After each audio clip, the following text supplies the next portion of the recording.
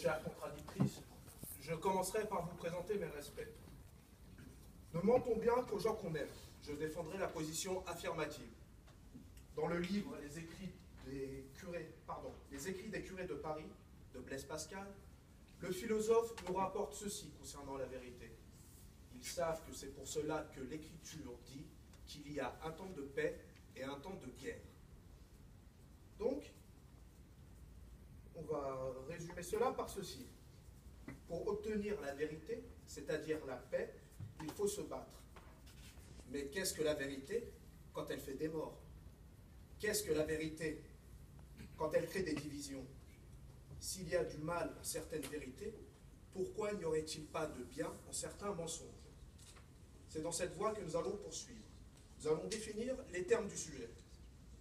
Mentir, c'est dire pour vrai ce qu'on sait être faux. Bien, d'une manière adéquate à l'effet attendu. Genre, personne formant un groupe déterminé. Aimer, éprouver par affinité, une forte attirance pour quelqu'un. Redéfinissons le sujet par la problématique suivante. Pourquoi est-ce qu'on dit pour vrai ce qu'on sait être faux seulement aux personnes pour qui nous éprouvons par affinité une forte attirance? Dans un premier temps, nous verrons que la confiance est la base d'un bon mensonge. Par la suite, nous en verrons les buts auprès de personnes que nous aimons. Un beau mensonge. Le point de départ de cela est la confiance que vous avez établie avec une conjointe, un conjoint, une amie, un ami, un membre de votre famille, pardon. Donc, quelqu'un que vous aimez. Autrement dit, un bon mensonge réside dans la croyance spontanée ou acquise en la valeur affective d'une personne. La croyance spontanée ou acquise en la valeur affective d'une personne. Cette croyance se développe par l'intermédiaire de différents partages, culture, savoir, personnalité. Ces derniers font que vous attribuez de l'affection à une personne car vous apercevez en elle des éléments auxquels vous pouvez vous identifier.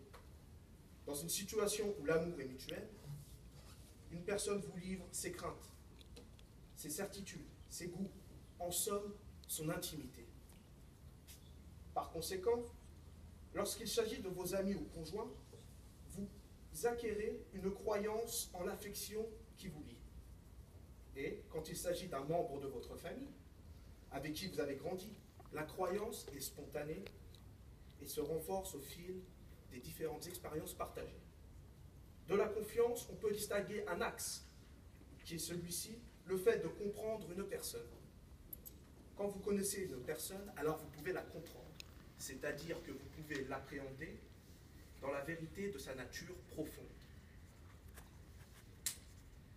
Ce qui a pour conséquence que vous entrez dans le mécanisme de sa conscience et vous commencez à en identifier les différents rouages. La croyance en la valeur affective que vous avez développée pour une personne, c'est-à-dire la confiance, est une porte d'entrée que vous laissez ouverte, afin qu'elle puisse voir l'intérieur de ce que vous êtes. Si elle comprend, elle peut anticiper ce que vous pourriez dire ou faire. Imaginons cette réflexion par une montre Rolex, Cosmographe Daytona. C'est ici la belle Rolex de M. Nicolas Sarkozy. Vous l'apercevez et vous dites « Rolex, Cosmographe Daytona ». Il a du goût cet homme. Vous connaissez la montre. Puis, si vous précisez le mouvement dont elle est équipée, si vous identifiez tous les composants et la montre et en expliquez le fonctionnement, alors vous comprenez la montre. Maintenant, nous en arrivons à ceci. Quand vous aimez quelqu'un, vous le comprenez. Alors vous pouvez tailler un mensonge sur mesure. Car du fait de le comprendre, vous connaissez ses sensibilités, ses points forts, ses points faibles, ce qu'il veut. Par ceci, si vous devez lui mentir, vous adaptez votre propos mensonger à ce qu'il est,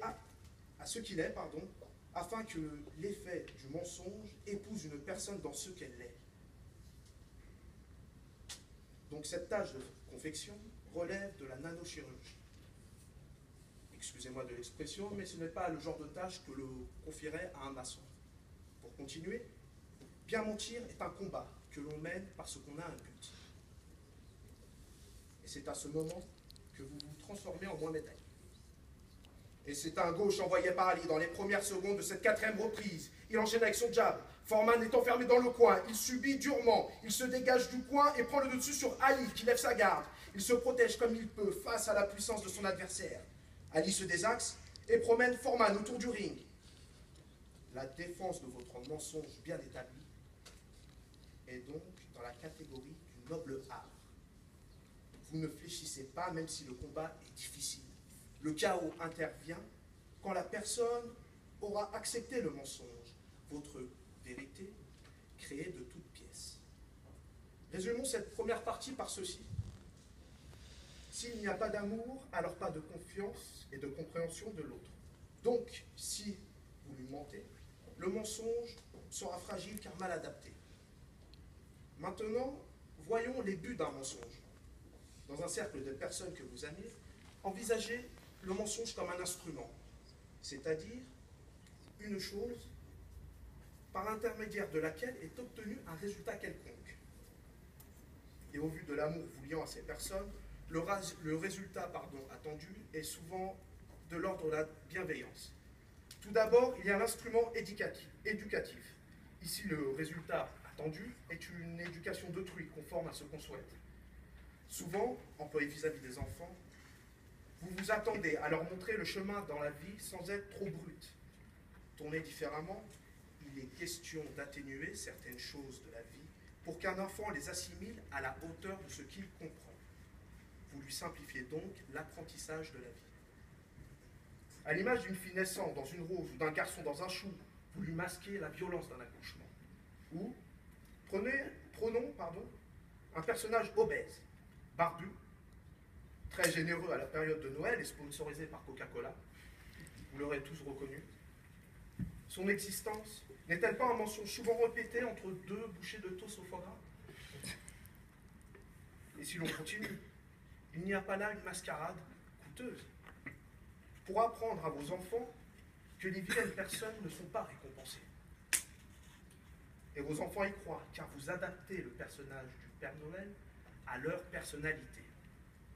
Ensuite, il y a le mensonge comme instrument d'intégration. Il s'agit d'être intégré ou de le rester au sein de votre propre famille ou d'un cercle d'amis. Il vous arrive de masquer la vérité parce que vous ne souhaitez pas être jugé, calomnié, montré du doigt, être mis au carcan par des gens avec qui vous partagez des liens affectifs. C'est ainsi qu'on peut mieux comprendre le téléfilm avec Jennifer Love Hewitt, La double vie de Samantha, primé aux Golden Globes. Le synopsis est le suivant. Scandale de prostitution en 2004 au Texas. Samantha Horton, une mère de 3 enfants, se tourne vers la prostitution pour combler le manque d'argent de sa famille. Elle ment à cette dernière pour mieux surmonter sa situation. Ceci est basé sur une histoire vraie. Celle de Crystal Burkett. Elle ment à sa famille parce qu'elle veut rester intégrée à celle-ci et ne souhaite pas exclue de sa famille parce qu'elle s'adonne à une activité de l'ordre alimentaire, condamnée par l'hypocrisie de nos mœurs. Le dernier point que je vais aborder concerne le mensonge comme instrument de défense. Il ne se résume pas à l'anecdote qui suit. « T'as fait tes devoirs, mon fils ?» « Oui, cela t'a évité une belle gifle. » Le lendemain, il s'avéra que l'enfant n'avait pas fait ses devoirs. Non, l'instrument de défense est autre chose que celui-ci. Il est plus profond que cette simple histoire que vous avez pu connaître. Il permet de protéger ceux que vous aimez au sens le plus large. Illustrons cela par le film « La vie est belle » de Roberto Benigni. C'est l'histoire de Guido, un père juif, et son fils, Josué, qui sont enfermés dans un camp de concentration nazi. Pour lui éviter l'horreur de la situation, le père fait croire à son fils que le camp est le terrain d'un grand jeu. Pour cela, il use de son imagination et connaissant son fils par amour, Guido arrive à faire correspondre chaque endroit du camp à une étape différente du jeu. Il réadapte la réalité à une fiction aux mesures de la personnalité de Josué, ce qui fait que ces derniers y croient et il ne voit pas le camp comme son père le voit ou d'autres le voient. En guise de conclusion à la question pourquoi est-ce qu'on dit pour vrai ce qu'on sait être faux seulement aux personnes pour qui nous éprouvons par affinité, une forte attirance, retenez les points suivants. Quand on aime véritablement une personne, on la comprend. Du fait de la comprendre, on peut créer un mensonge proche d'elle pour qu'il ne soit pas démasqué. Bien souvent, ces mensonges sont dans le but d'éduquer, de s'intégrer, de protéger. N'oubliez pas ceci. Plus un mensonge est proche d'une personne et plus elle y croit. Pour que cela soit possible, il faut que vous connaissiez la personne, que vous la compreniez, que vous l'aimiez. J'espère ne pas avoir créé un climat de paranoïa dans la salle. Chers membres du jury, chères contradictrices, merci de l'attention que vous m'avez portée.